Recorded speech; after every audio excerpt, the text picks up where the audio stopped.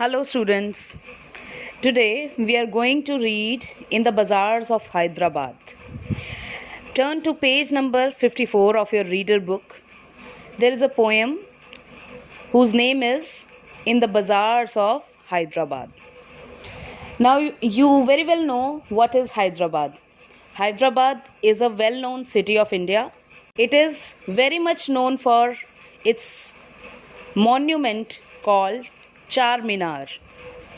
If you go to Charminar, you will find a marketplace which is very busy and which has a lot of vendors, a lot of shops, a lot of hustle bustle of a city. In that area, you will find a lot of people, a lot of things, a lot of vendors and sellers, and you will find it so colorful.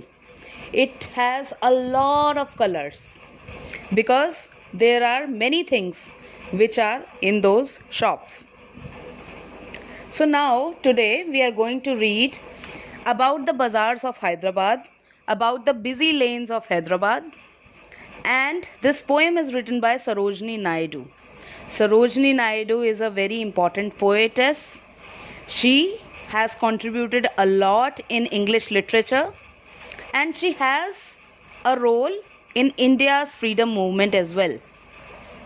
So she was a fabulous writer, author, poetess, and she has contributed a lot in the English literature. So today we are going to read her piece of writing and let's see what she has to offer. So the first stanza goes like, "What do you sell, O ye merchants? Richly your wares are displayed." Now she asks the merchants. Merchant means who are selling something in the bazaars of Hyderabad. So she asks those merchants that what are they selling? And now the first line is the question. She is opening her poem with a line of questions. Now in the whole stanza she is answering that question. And the answer goes like, richly your wares are displayed. Wares means बर्तन, utensils. तो बड़े अच्छे से आपने बर्तन अपने सजा रखे हैं, डिस्प्ले कर रखे हैं, लगा रखे हैं. Turbans of crimson and silver. Turbans रखी हुई हैं. क्रिम्जन मतलब क्रिम्जन कलर जो होता है वो it's a shade of red. Crimson and silver. So the utensils are in color of, the turbans are in color of crimson and silver. Tunics of purple brocade. Tunic of purple brocade. Tunic क्या होती है? Dress. And purple brocade क्या होता है? Brocade is a kind of cloth which has shiny material over it. Mirrors with panels of amber. Mirrors भी लगे हुए हैं, उस jewels लगे हुए हैं. Daggers with handle of jade. Dagger means a knife, a big knife. So the dagger जिसके handles पे jade. What is jade? Jade is also a kind of material. So in the first line she asks question that what do you sell, and in the other 1 2 3 4 5 lines she answers that what are the things which are displayed in the streets of Hyderabad.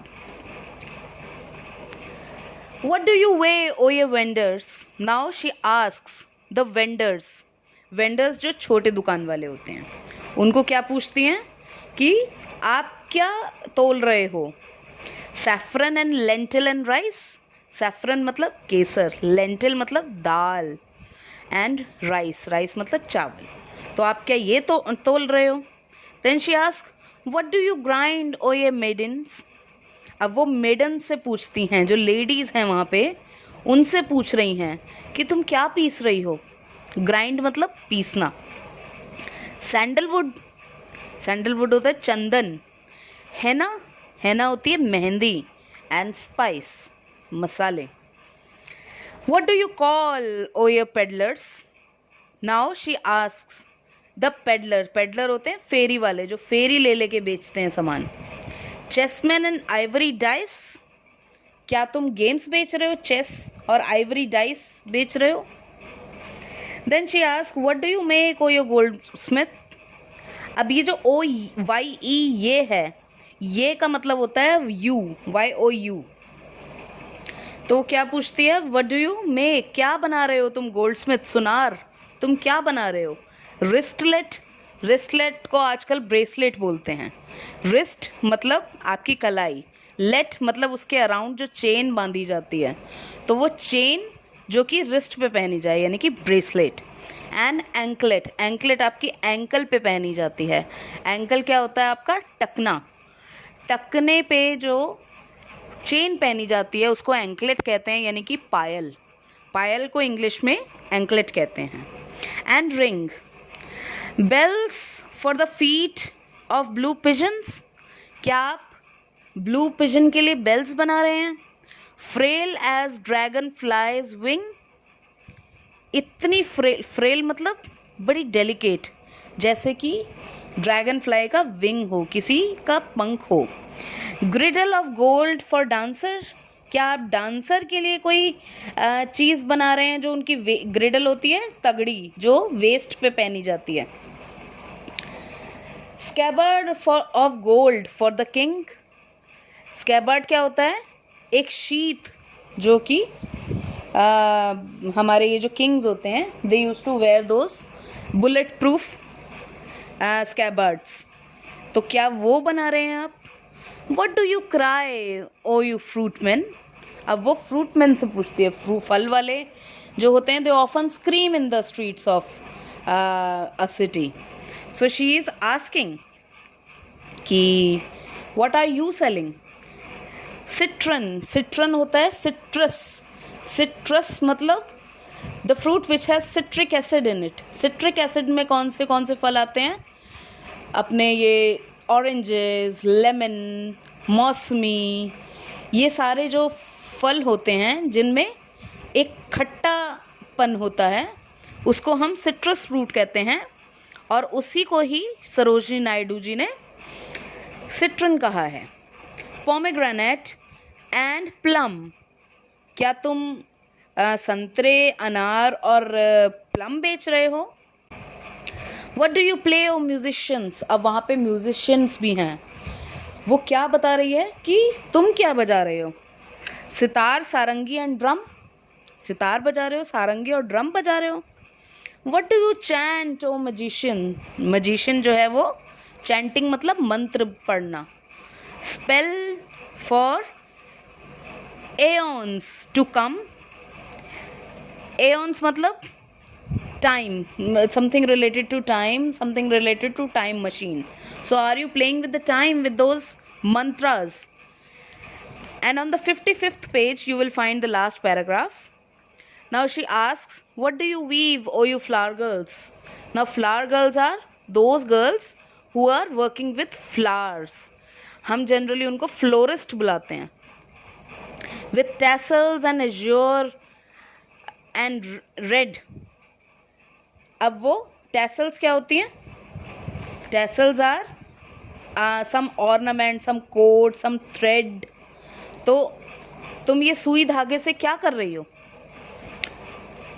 क्या flower बुन रही हो.